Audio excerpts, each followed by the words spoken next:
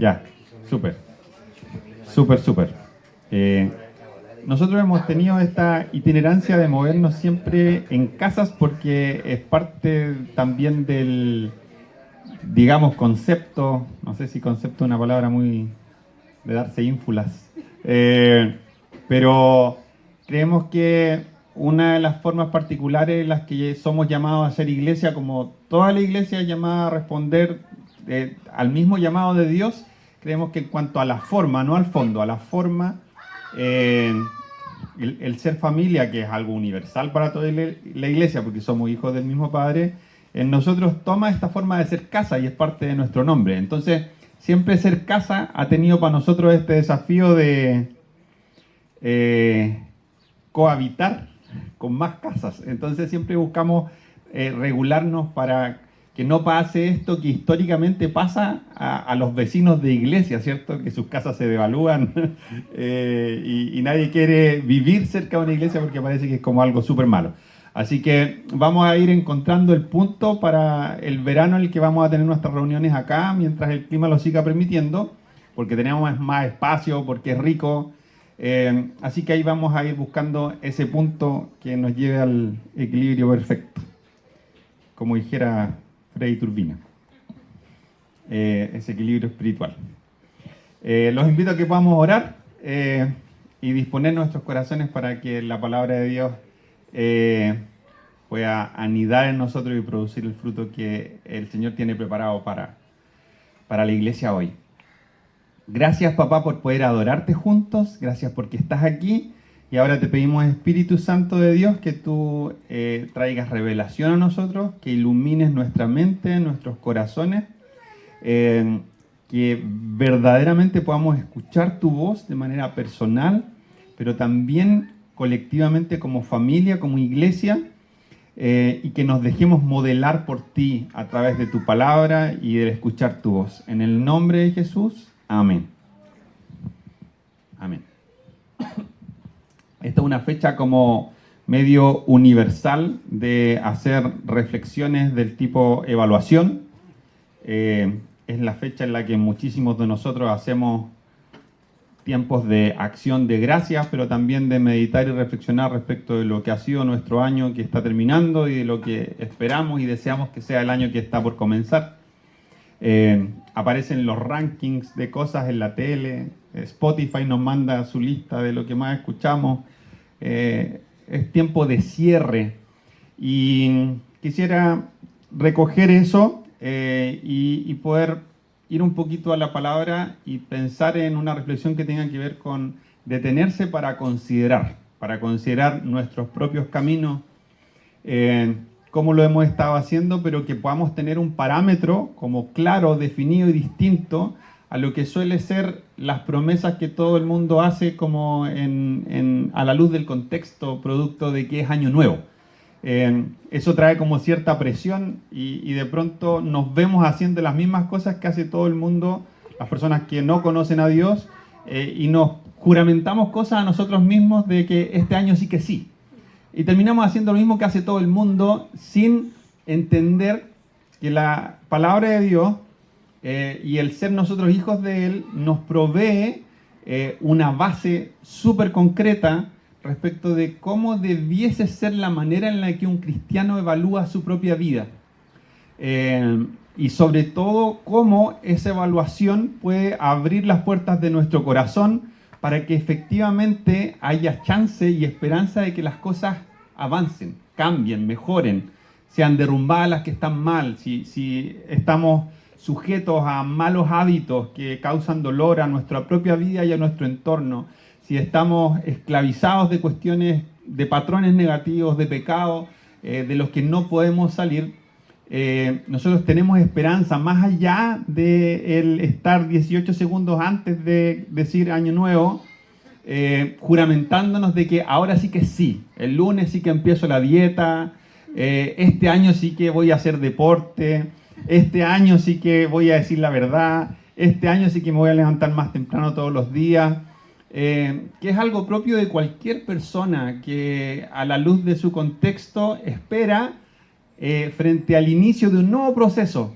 de un año nuevo, de un cumpleaños, de cambiarse de trabajo, de cualquier reinicio, como que nos hacemos esas suertes de promesas o juramentos de que ahora sí que sí. Pero partimos de un lugar equivocado, y eso es lo que quisiera que pudiera ser el aporte de esta reflexión. Normalmente partimos desde nosotros mismos, desde nuestra conducta inmediata, de cómo lo hicimos en el periodo que se está cerrando. Y antes de eso, que es la introducción 1.1, tengo 7 introducciones para hoy, quisiera usar esta figura de cómo muchas veces nosotros conducimos nuestra vida como si fuéramos manejando un auto a exceso de velocidad, o si derechamente fuéramos personas que no respetan las señales del tránsito, las más graves, digamos, como un pare o un semáforo. Y hay momentos en nuestra vida en los que este tipo de cosas parece como que, incluso si las transgredimos, no tuviesen demasiadas repercusiones. A veces uno ve la Biblia para atrás y se encuentra, por ejemplo, con Adán y Eva en Edén, que Dios les dijo, no hagan esto porque si lo hacen va a pasar esto. Y ellos transgreden la instrucción que Dios les da e inmediatamente viene la consecuencia. Y hay momentos en la Biblia que uno observa que ese tipo de cosas sigue sucediendo, pero hay otros momentos en los que no. Y nuestra experiencia inmediata en este tiempo de infinita gracia, en la que Jesús ha muerto en la cruz y ha derramado un perdón gratuito sobre nosotros, está impregnado de esta experiencia en la que si yo me paso un semáforo rojo, ya sea literalmente conduciendo o en áreas de mi vida, no siempre hay consecuencias negativas. No siempre está justo un carabinero al frente para sacarme una infracción. O no siempre viene otro auto en sentido contrario con la misma mentalidad mía y me lleva a tener una colisión y que haya gente herida. Entonces, es como si yo me levantase a las 5 de la mañana para salir de mi casa a las 5:30 y salgo a 80 kilómetros por hora dentro de la ciudad y me paso una luz roja. Es bien probable que no pase nada, porque son las 5:30 de la mañana y hay altas probabilidades de que no ande ningún otro auto. Pero hay otros momentos en nuestra vida donde el día está avanzado y si yo hago lo mismo en una hora peak, es muy probable que eso cause efectivamente una colisión o un atropello y las consecuencias sean nefastas. Entonces, pasa que llevamos nuestra vida muchas veces de esta manera, como probando hasta cuántas transgresiones puedo cometer sin que esto tenga consecuencias para mi vida. Y los semáforos rojos en general, tanto en una ruta a dejar al colegio a tu hijo, como ir a comprar pan o lo que sea, suelen no ser tan agradables. ¿A quién le encantan los semáforos rojos? A mí no. En general, pero rojo para el auto, dice la rojo para el peatón, si voy de peatón, igual es fome. En general como que nos incomodan los semáforos rojos. Y es como bien loco porque es más un síntoma de nuestro tiempo, de una cuestión cultural, porque por supuesto en los tiempos de Jesús no había semáforos, pero en el fondo lo que nos generan los semáforos rojos tiene que ver principalmente con esta sensación de que estamos apurados. Y estamos apurados para llegar a algún lugar. Y lo loco es que no importa dónde vayamos, parece que estamos apurados todas las veces. Y en general, no sé si no estoy pensando en nadie, voy a hacer una reflexión corta, no estoy pensando en nadie, no es un palo para nadie, pero no sé si le ha pasado esto que la gente que llega atrasada, porque hay gente que de repente tiene como este impedimento de llegar a la hora o el hábito de no hacerlo, pero siempre te cuentan una historia de algo que pasó. Siempre les pasó algo, como que a la gente que llega a la hora no le pasaran cosas. La gente que llega atrasada siempre te cuenta la historia de por qué llegó tarde. Y cuando tú te relacionas con personas que siempre llegan tarde, como que no estás tan interesado en la historia porque sabes que la persona iba a llegar tarde. Incluso tú como que llevaste tus cositas para hacer algo mientras esperabas a la persona. Porque solo ese tipo de personas te dice, me encontré todos los semáforos en rojo. Porque la verdad es que si llegamos tarde a algún lugar porque los semáforos estaban en rojo, es porque íbamos tarde en primera instancia. Si yo voy a la hora, no llego tarde porque el semáforo está en rojo. Y en general, el semáforo rojo me molesta cuando quiero llegar a la casa, cuando quiero ir al colegio, cuando quiero ir al trabajo. Siempre parece que molesta, porque siempre estamos apurados. Entonces, detenerse y considerar es algo que nos es no natural en este tiempo, tanto en los pequeños momentos del día a día como en el cierre de grandes ciclos o medianos ciclos. No hacemos reflexiones profundas acerca de cómo queremos terminar un año y empezar otro, o terminar un trabajo, o terminar un compromiso, o terminar un ciclo. Y si las hacemos desde el mismo lugar que lo hace cualquier persona sin los recursos que tenemos los hijos de Dios. Lo hacemos desde las buenas intenciones, desde los nuevos votos, desde el prometer o juramentarnos cosas, y terminamos encontrándonos reproduciendo el mismo rito el 2021, el 2022, el 2023, cuando me cambio de trabajo, cuando me vuelvo a cambiar de trabajo. Ahora sí que sí, ahora sí que sí, y no hay diferencia entre quienes conocemos a Dios y quienes no. Entonces, quiero compartir 4 puntos que son de verdad cortos, desde el cómo podemos hacerlo distinto. Y normalmente cuando pensamos en cómo hacerlo distinto, tendemos a comenzar desde nosotros mismos.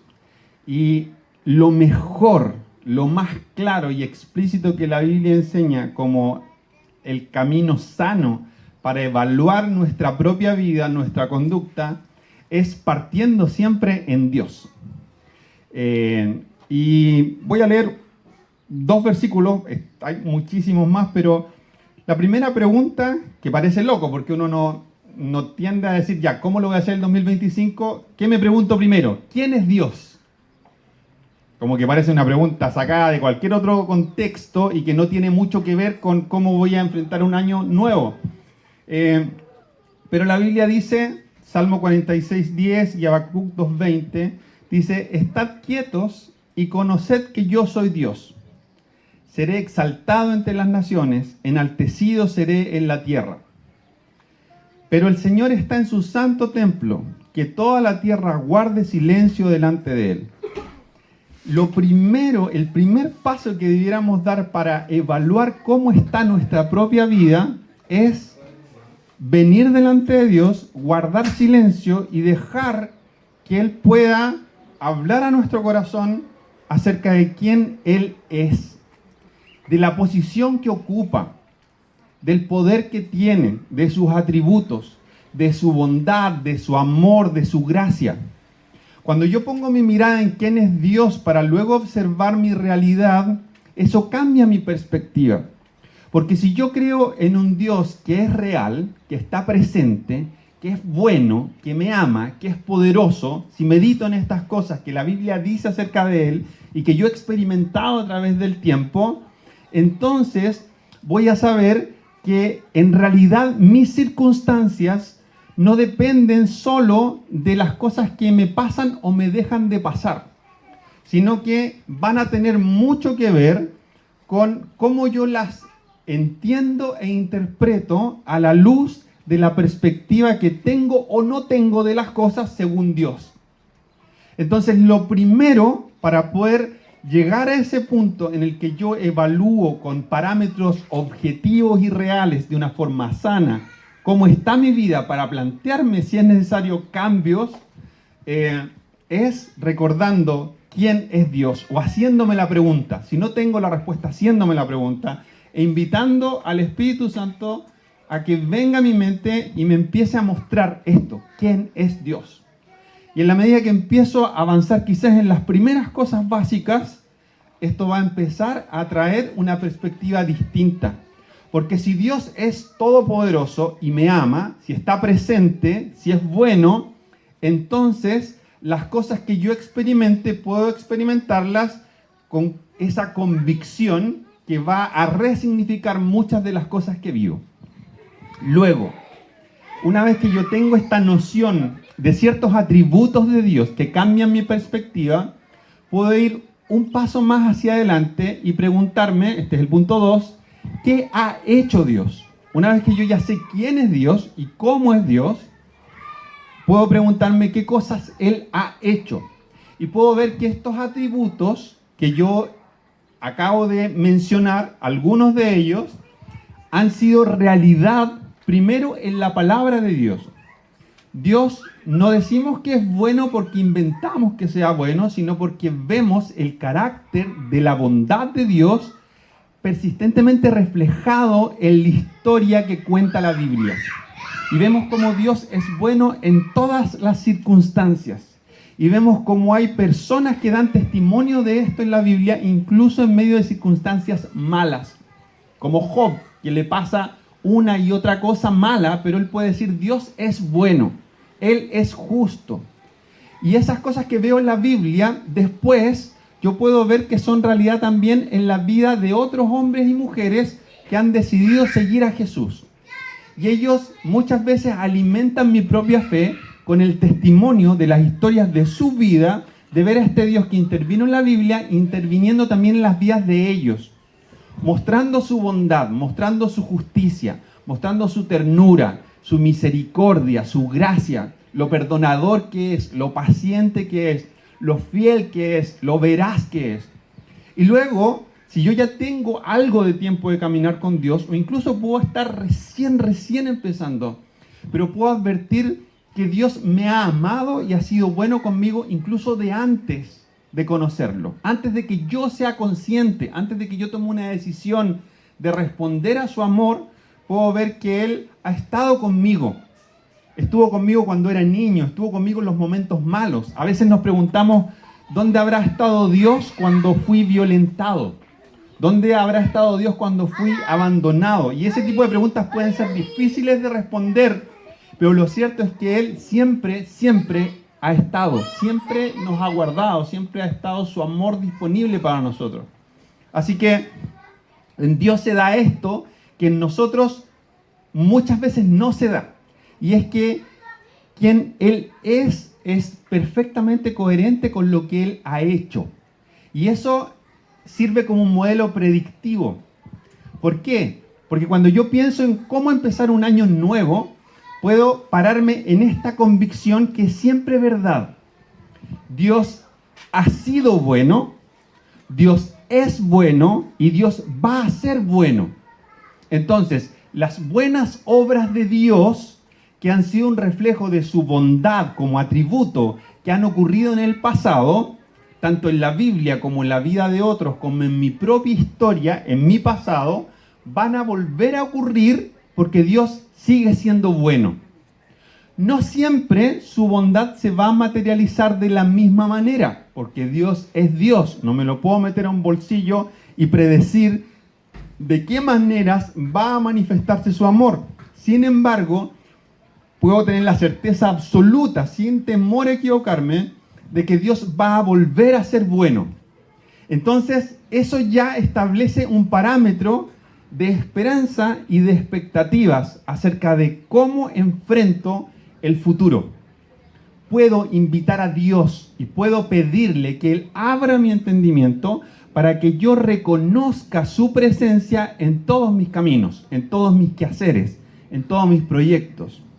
Y que eso sea profundo, de tal manera de que yo no solo sepa que Él está ahí, sino que llegue a un punto en el que yo rinda mis quehaceres, mis sueños, mis proyectos a su voluntad y no se transforme en esto de pedirle a Dios que bendiga todo lo que ya estoy haciendo, que muchas veces puede ser que esté errando por completo, sino que sea verdaderamente un fluir en mi caminar con Él que permita que cuando Él hable yo escuche y pueda tener sueños que estén alineados con los sueños de Él, que sean los sueños que Él tiene para mí. Entonces, cuando yo ya sé quién es Dios y lo que Dios ha hecho, y esto me sirve como parámetro para saber que Dios va a volver a intervenir y va a volver a mostrarme todas estas cosas buenas que hay en Él, entonces me puedo preguntar, ¿quién soy yo? Y nosotros los cristianos tenemos como una respuesta automática que de pronto puedo dar por sentado y a lo mejor no todos damos por sentado, así que es importante decirle igual, y es que un elemento fundacional y vital de nuestra identidad es que nosotros somos hijos e hijas de Dios. Cuando yo he creído en Jesús, en que nació de una virgen, vivió una vida santa, murió en mi lugar en la cruz y resucitó al tercer día, que es el Hijo de Dios, la segunda persona de la Trinidad, y deposito mi fe en eso y lo reconozco como el Señor de mi vida, eso me convierte automáticamente en un hijo o una hija de Dios. Y cuando yo entiendo que ese elemento es parte esencial de lo que soy, desde ese espacio yo comprendo mi identidad. Desde ese espacio yo luego me acerco a la Biblia y veo que todo lo que la Biblia dice acerca de los hijos de Dios es verdad para mí, porque yo soy uno de ellos. Entonces todas las promesas que ahí están escritas son promesas que yo puedo invocar en el nombre de Jesús, puedo reclamar en el nombre de Jesús, puedo decirle a Dios, en el nombre de Jesús, Espíritu Santo, ven y haz verdad estas promesas en mi vida. Y hay ciertas promesas que de pronto nosotros leemos y parece como que no son para nosotros, o parece que no las hemos visto materializadas en ningún conocido, y eso como que baja nuestras expectativas. No vemos comúnmente cristianos comiendo cosas mortíferas sin que les haga daño, como la palabra promete. No vemos que nos piquen escorpiones o nos muerdan serpientes y no nos pase nada. Y muchas veces como que nuestras expectativas acerca de las promesas se van adormeciendo. Porque al igual que como cuando conducimos nuestra vida a exceso de velocidad y pasándonos semáforos rojos, hay un montón de cosas que la Biblia nos enseña acerca de cómo reclamar promesas de Dios, cómo alinearnos con el corazón de Dios para vivir en el deleite del cumplimiento de sus promesas, que pasamos por alto. No seguimos las rutas, no seguimos los mandamientos y pensamos que la gracia reemplaza los mandamientos, reemplaza las ordenanzas. Y la verdad es que cuando nosotros leemos Mateo 28, donde se habla de la gran comisión de ir por todo el mundo y prediquen el Evangelio, dice que prediquemos el Evangelio, que hagamos discípulos, que la gente sea bautizada en el nombre del Padre, del Hijo y del Espíritu Santo, y que obedezca todo lo que Jesús le ha enseñado a sus discípulos. La obediencia sigue siendo parte de una vida empapada e impregnada de gracia. Seguimos teniendo que seguir los consejos y mandatos de Dios. Seguimos teniendo que obedecer porque Él sigue siendo Rey sobre todas las cosas, sigue siendo Dios. Entonces, ¿quién soy yo? ¿Quién eres tú? Si hemos creído en Jesús, somos hijos de Dios. Y si somos hijos, entonces somos herederos del reino y de todas las promesas que la Biblia habla acerca de los hijos. Y recién cuando yo entiendo eso, quién es Dios, lo que ha hecho, quién soy yo, entonces llegamos a este punto que tenemos en común con todas las demás personas, y es, ¿qué estoy haciendo? ¿Qué he estado haciendo? ¿Qué ha sido de mi vida este último año? ¿Qué ha sido de mi vida estos últimos 6 meses? ¿Cómo estoy llevando adelante las decisiones que tomo?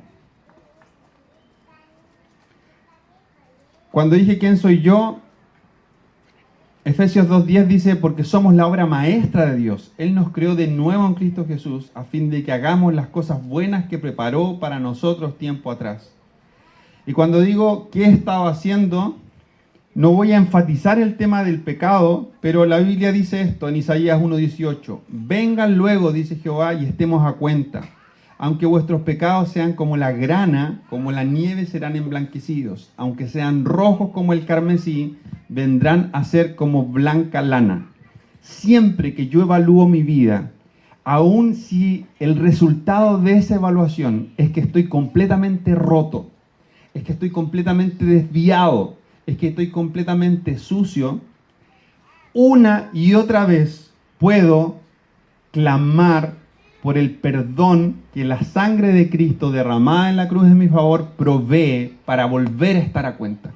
Y si me he pasado tantos semáforos rojos, he transgredido tantas veces lo que sabía que era bueno, puedo, aún así, aún si me he ensuciado mucho, volver a estar a cuenta, volver a ser como nieve recién caída, como lana tremendamente pura y blanca.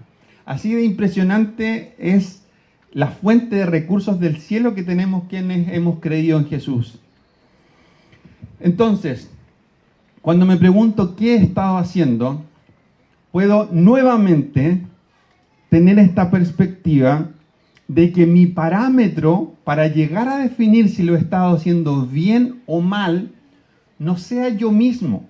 No sea que me pesé el 1 de enero y dije, este año voy a bajar 4 kilos y me encuentro el 31 de diciembre que en realidad subí 2. No tiene que ver solamente con lo que yo me propuse. Tiene que ver con que hay distintos niveles de importancia en cosas y áreas de nuestra vida.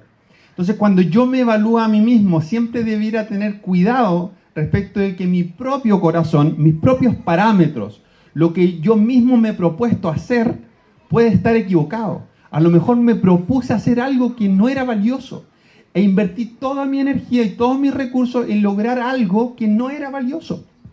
Entonces, puede ser que incluso yo evalúe mi año 2024 como un año sumamente exitoso porque todo lo que me propuse lo cumplí. Pero resulta que cuando yo invito al Espíritu Santo de Dios y le pido que examine mi corazón para saber cómo lo hice, tal vez me voy a encontrar con que no lo hice bien. Porque a pesar de que cumplí todo lo que me propuse cosas charchas. Porque mi corazón estaba desviado, porque mi corazón estaba desajustado. Entonces, tenemos este recurso de invitar al Espíritu Santo para que Él traiga una perspectiva de Dios, lo que Él ha hecho, quién soy yo, y luego tener esto hacia adelante.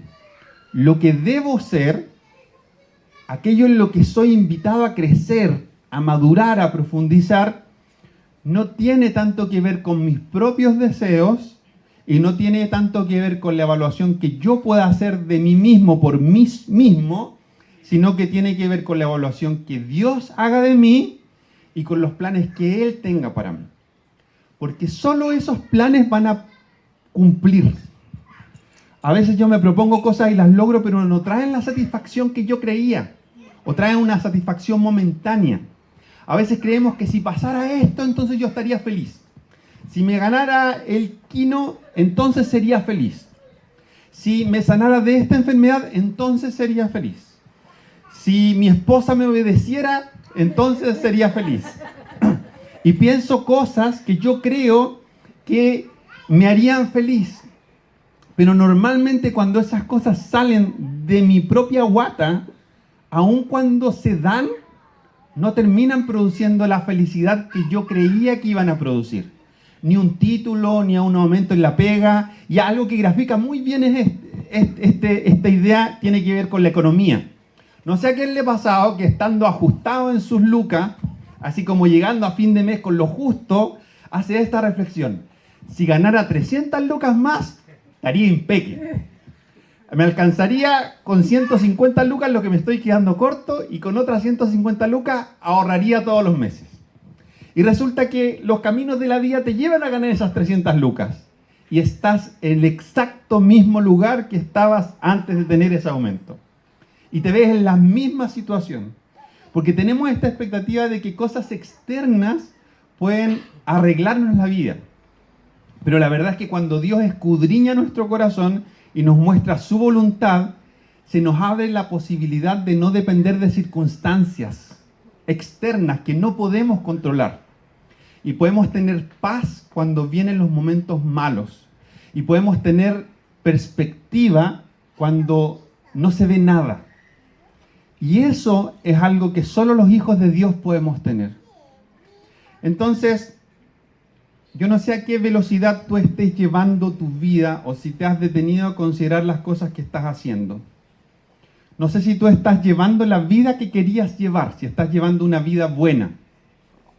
Pero yo te quiero invitar a hacer más que el ejercicio, a hacer una invitación a Dios a tu vida desde un espacio concreto, que es, cuando yo digo invitar al Espíritu Santo para escudriñar mi corazón y mostrarme realmente cómo lo estoy haciendo, nosotros creemos que Dios nos puede hablar.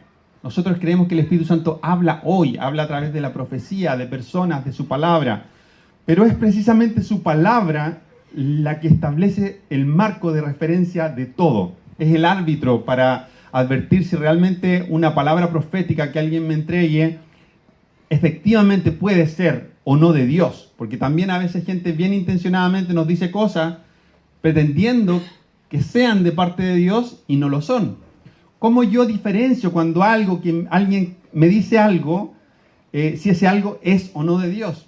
Y la única forma en que lo diferencio es pasando tiempo con Dios en su palabra. Y a todos nos ha pasado que empezamos a leer la Biblia y hay cientos de cosas que no entendemos. Hay cientos de cosas que parece que no aplican a nosotros, que parece que son totalmente para otra época o para personas en otras circunstancias. Y eso muchas veces nos desalienta y hace que no seamos personas que perseveran y permanecen en leer la palabra de Dios y meditar en ella e invitar a Dios y a su Espíritu a que nos hable a través de ella. Pero pasa esto. No hay otra manera de conocer el corazón de Dios si pasamos por alto su palabra. Si no estamos dispuestos a permanecer en ella. No hay otro camino. Muchas personas queremos conocer la voluntad de Dios cuando estamos a la puerta de tomar una decisión grande. Muchos jóvenes quieren saber si se van a casar con la persona adecuada, si están escogiendo bien. Muchos quieren saber si Dios les está realmente abriendo la puerta para un trabajo o para un negocio.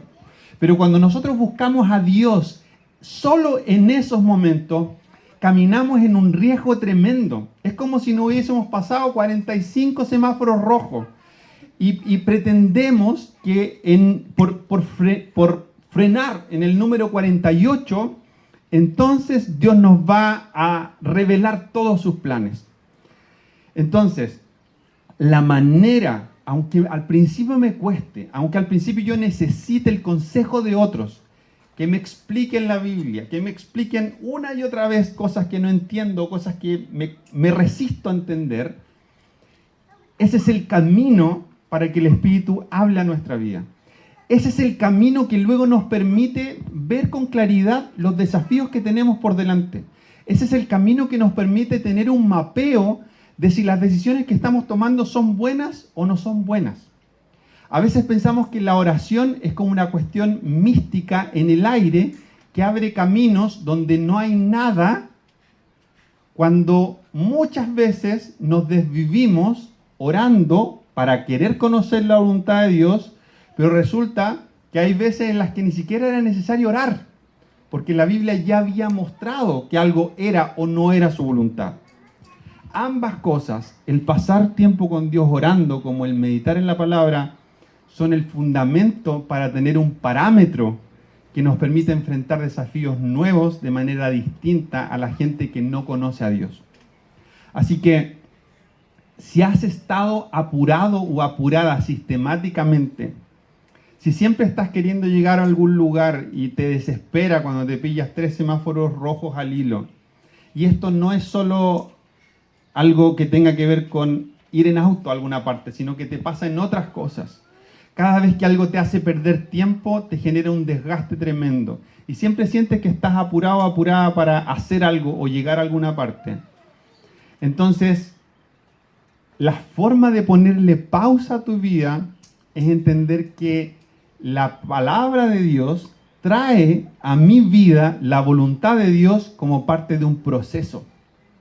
Mientras yo voy leyendo la palabra, pasa que muchas veces encuentro situaciones en las que lo que leí hace 2 meses se hace vida para mí hoy.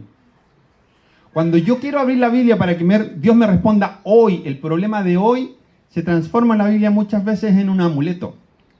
Ojalá pille, como quien está en estos buscaminas, el versículo que tiene que ver con lo que hoy necesito escuchar. Pero cuando yo permanezco en la palabra de Dios y entiendo que ese es el punto inicial, entonces cuando surgen cosas, yo ya tengo el consejo de Dios en mi mente y en mi corazón.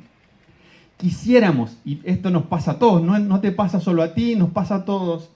Todos quisiéramos que la vida cristiana fuera el facilismo de tener 5 fórmulas cortas para solucionar todos los problemas de nuestra vida. Y a veces Dios hace esto increíble y maravilloso de que estamos enfermos y viene la presencia de Dios y nos sana así. O estamos rotos emocionalmente y viene la presencia de Dios y nos sana así. Porque Dios puede hacer eso y Él se manifiesta así, pero no siempre se manifiesta así. Y no podemos hacer que nuestra vida repose en intervenciones milagrosas de Dios cuando Él nos ha dado un camino en su palabra para vivir de una manera, para relacionarnos con Él de una manera. Y el ir apurados va en la dirección completamente contraria, porque queremos fórmulas de 3 pasos, de 4 pasos para solucionar nuestra vida. Pero es permaneciendo con Él que descubrimos su voluntad. Es estando todo el tiempo con Él que somos empapados de una manera de pensar diferente, que nos equipa, para que cuando digamos, este año sí que voy a bajar de peso, si es algo de verdad importante, entonces hay esperanza en eso. Y sea algo en lo que valga la pena invertir. Y que además no sea el todo de mi vida, sino que entienda que hay otras cosas más importantes que están en el corazón de Dios para mi vida, para este tiempo, para la temporada que viene.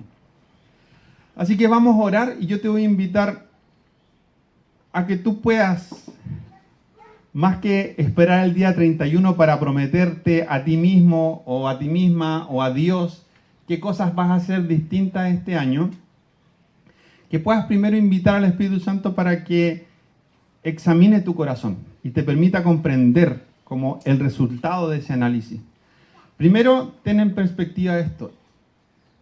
No importa, tenemos toda la libertad para ser honestos en esto, porque no importa cuán torcidos puedan estar nuestros caminos, lo que Jesús ha hecho es tan poderoso que podemos volver a estar a cuenta, volver a estar tan blancos como nieve recién caída. Entonces, este examen no es un riesgo para nosotros. Podemos invitar al Espíritu Santo y que nos muestre lo que sea.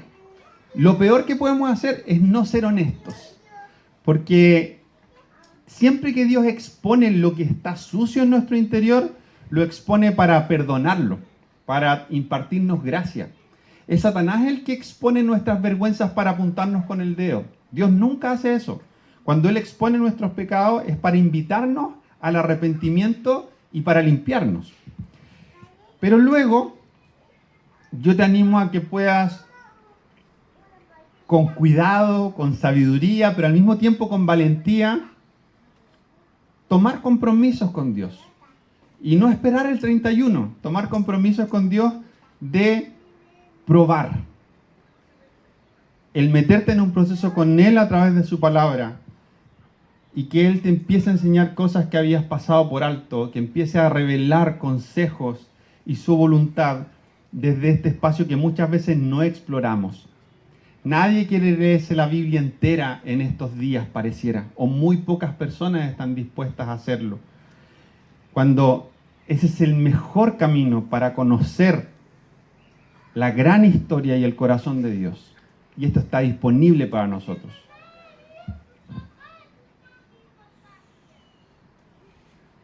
Papá, en el nombre de Jesús, oramos.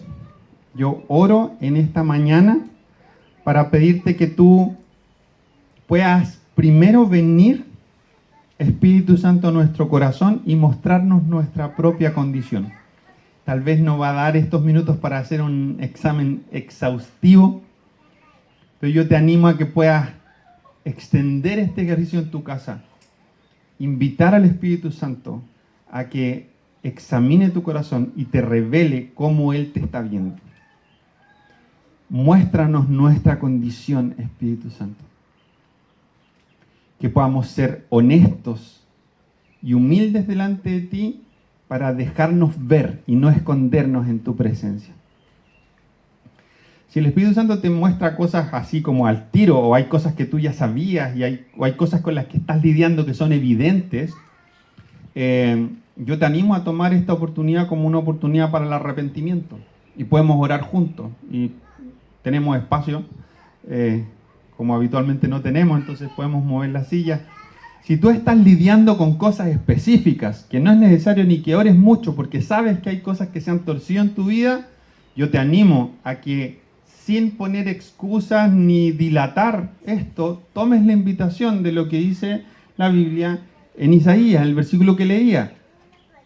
Ven y ponte a cuenta. No importa, dice, si tus pecados son como el carmesí, si tu ropa espiritual está completamente llena de manchas oscuras, imborrables, ven y estemos a cuenta, dice el Señor. Te voy a dejar completamente blanco. Así que mientras invito a que podamos orar en la siguiente dirección, que tiene que ver con comprometernos con Dios a experimentar una ruta distinta, yo te quiero invitar a que puedas tomar esta invitación y puedas arrepentirte de cosas para salir justificado o justificada delante de Dios. Es tan vivificante y es tan refrescante para el corazón cuando uno camina experimentando culpa y luego la culpa es removida. Y los hijos de Dios a veces caminamos con la misma vergüenza que la gente que no conoce a Dios y ocultamos las cosas que hacemos mal, y aunque estamos vivos espiritualmente, caminamos y nos comportamos y experimentamos la vida como si estuviéramos muertos, con la misma angustia, con el mismo pesar, con la misma agonía, con la misma incertidumbre, simplemente por no querer exponernos a que el resto me vea y diga, oh, se arrepintió cuando hicieron un llamado al arrepentimiento y lloraba amargamente. Tiene que haber sido grave lo que hizo. Y ese pensamiento que el otro puede o no puede estar teniendo nos lleva a privarnos de promesas. Y ahí es donde tomo lo que decía al principio. La Biblia dice esto para los hijos de Dios como una promesa.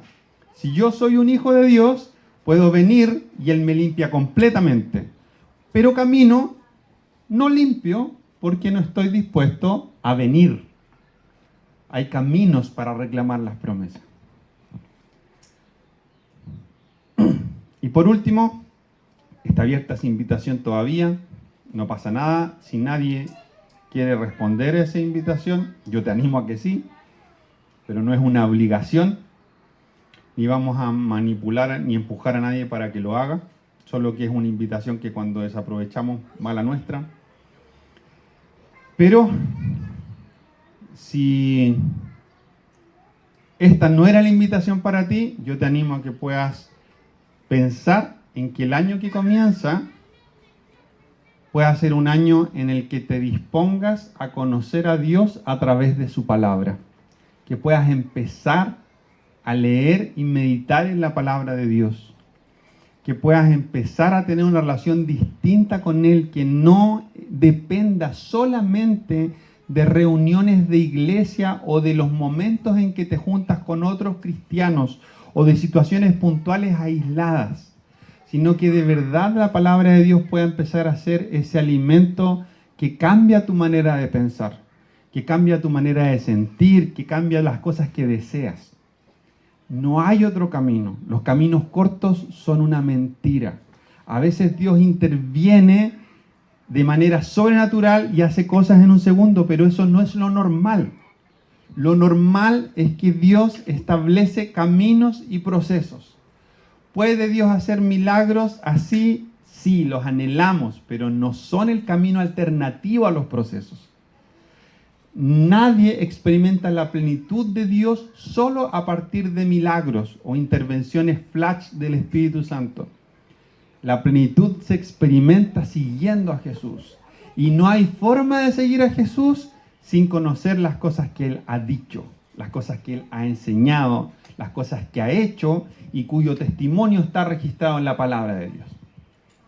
Así que voy a dar 3 minutos para que cada uno de nosotros pueda orar en esta dirección y puedas o responder a la invitación de arrepentimiento o comprometerte con Dios a empezar un proceso distinto, pero ahora empieza en la tarde en tu casa, empieza mañana, No esperes más hitos, no esperes más cosas externas, ni que Mercurio se alinee con Venus para que entonces, sino que toma la iniciativa hoy para encontrarte con Dios de manera distinta.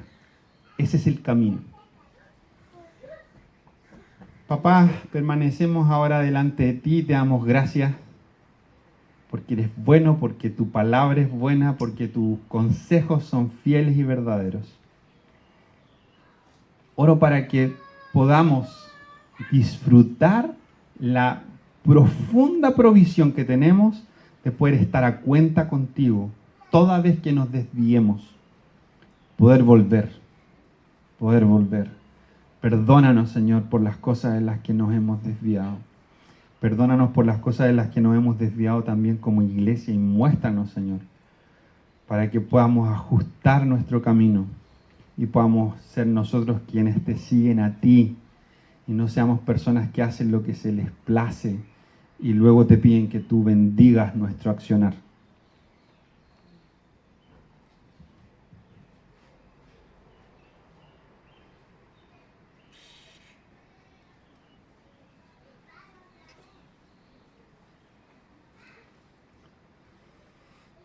Toma 2 minutos para invitar al Espíritu Santo a traer esta claridad en tu corazón en este momento.